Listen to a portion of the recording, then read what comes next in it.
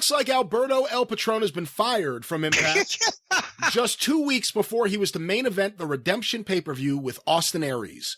How do you handle such sudden changes like this to a major spot on a big card?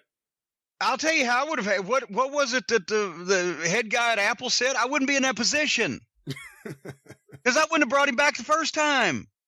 They've specifically called and hired me to come down and do their television and babyface their company as they had dumped their champion going into another pay-per-view that was bound for glory when it wasn't 2 weeks away. It was 3 months away or whatever the fuck. But to basically fire the guy on the air is what they got me to do. And to try to make it sound like it was reasonable and and then they brought him back.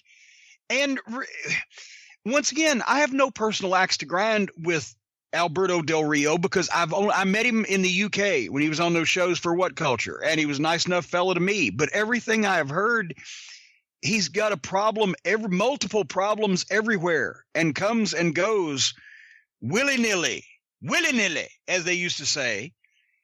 And I know that when I was there were everybody whose opinion really meant anything in TNA that I spoke to, besides for the new owners, were like, no, thank God we got rid of him. We're going to move on. It's for the best.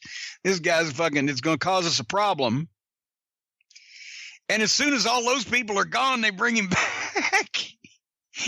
And now he leaves them. And then they fire him in absentia, as they say. This is another reason why I'm not in New Orleans this weekend. Between fucking Grizzly Smith's son and the British Bulldog's son getting in a fucking David Letterman show fucking coffee dust up. The people fucking leaving and getting fired and doing press conferences and knocking over water. And we've said it a million times. You cannot throw the water or the coffee, ladies and gentlemen. Why is there in the ring is not this interesting?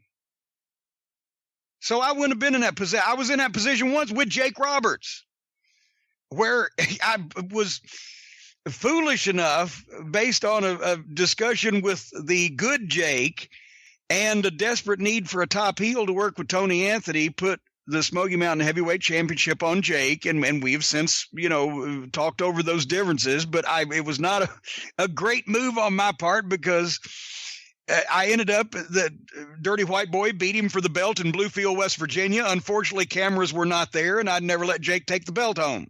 That's the way I got out of that.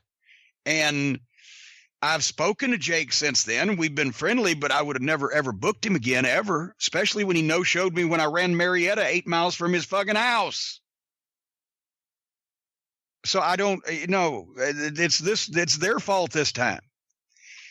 Whoever advised them that we should go ahead and bring this guy back, all is forgiven, and let's give him a chance to whatever again, I don't see that. And by the way, if anyone runs into Jake, tell him to pay Jerry Gray back the money he owes him. You deadbeat dirtbag. But anyway, our next question here on the program, Jim. This one is... And by the way, if you owe Jerry Gray money right now, Jake, you are a deadbeat dirtbag, for fuck's sake. That's right. By the way, everyone, tinyurl.com/GoFund Golden Boy if you want to help Jerry Gray out in his battle with stage 4 cancer.